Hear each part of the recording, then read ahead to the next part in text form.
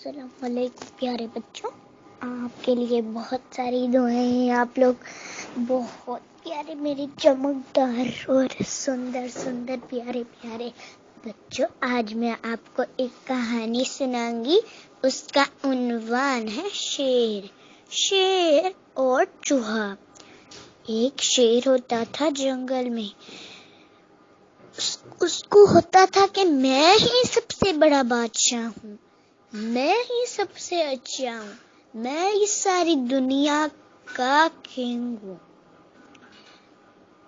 وہ کہتا رہتا تھا۔ تو ایک دن ایک چوہا آیا اور ساتھ ایک بلی آئی۔ بلی اس کے پیچھے پڑی ہوئی تھی۔ وہ آتی شیر کے ساتھ ٹکرا گئے اور شیر کو چڑھ گیا غصہ۔ شیر نے کہا، تم لوگ مجھے ٹکرائے، میں ہوں اس دنیا کا بادشاہ۔ کرنے لگا ہے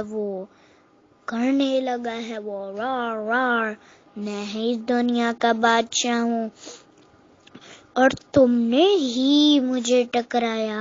اب تو میں بلی کو، چوہے کو اور بلی کو چھوڑوں گا نہیں۔ بلی کہتی، شیر بھیا آپ نہیں ہو ہمارے مالک، ہمارا مالک تو اللہ ہے، اللہ سب کچھ کر سکتا ہے۔ تم کیا چاہتے ہو کہ اگر اللہ تمہیں بنائے گا تو تم دنیا والوں کو برا کہو گے اور اللہ کو کچھ نہیں سمجھو گے؟ ہمارا رب سب سے بڑا ہے اور ہم کہتے ہیں ہمارا رب اللہ ہی ہے اور کوئی نہیں ہمارا رب۔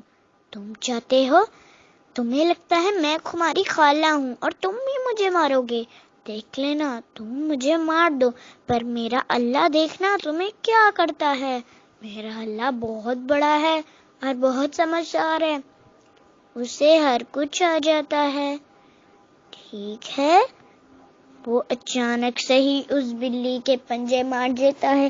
وہ اسے ایک بہت سمجھدار بات بتا رہی ہوتی ہے تو وہ اس کو پہلے سے ہی پنجے مار دیتا ہے، اور جیسے ہی اس کے خون نکلتا ہے تو چوہا اس کو کہتا ہے، بلی ماسی۔ وہ اس کو چڑھانے لگتا ہے، بلی ماسی تھی نا تم مجھے کھانے کے لیے، اب تو تم خود ہی شیر کو۔ پھر شیر نے کہا، ہا میں ہوں نا تمہارا مالک۔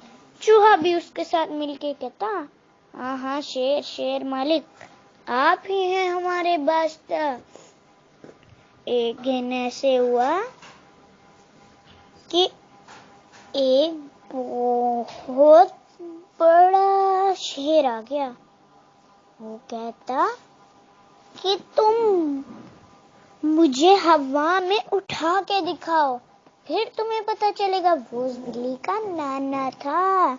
اسے کہتا، اس شیر کو کہتا، تم مجھے اٹھاؤ، پھر میں یقین مانوں گا کہ تم سب کا رب ہو۔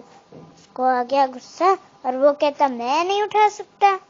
سارے کہتے، اسے یاد آیا کہ وہ بلی کہہ رہی تھی یہ میرا رب ہے اور اللہ ہی میرا رب ہے۔ تم جانے، ایک باری میری بات تو مان لو، پھر اللہ تمہارا خیال بھی رکھے گا اور سمجھ جائے گا کہ یہ ہی ہے جسے بنایا، وہی جس کو میں نے بنایا وہی ہو گیا میرا، جس کو میں نے بنایا وہی ہو گیا۔ وہ کہتا، سوری، مجھے معاف کر دو، آئندہ ایسے غلط کام نہیں ہوں گے۔ شیر کہتا، نہیں مالک آپ ہی ہو، آپ ہی ہمارے مالک ہو نا، تو آپ ہی ہمیں اٹھا لو۔